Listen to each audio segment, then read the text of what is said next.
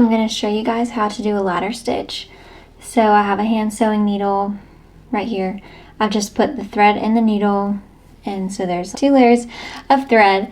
And then to tie a knot at the end, it's really simple. Just wrap it around your fingers. And I'm going to do it twice because I want to make sure that it doesn't go flying through the fabric when I put it in there. But then just pull it through like that. Hold this knot right here.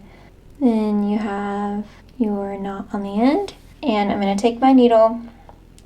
I'm going to go up through so that it pops out right where this seam is on the edge here. I'm going to start my stitch right here. So I'm going to pop it through right where the seam allowance is.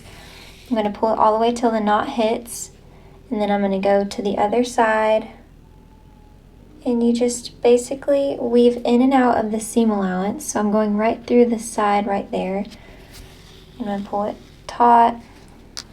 Should cut the end of this while I'm at it. I'm just sticking my needle right in the top of this fold right here. So I'm just going through the fold, and I'm going to go back and forth from side to side. When I pull on this thread, it will close up that seam. Very nice for me. And then to finish it, I like to just go one more seam here. And then before it loops all the way back around, I just put my needle up through that loop, and then I pull on it and it makes a knot.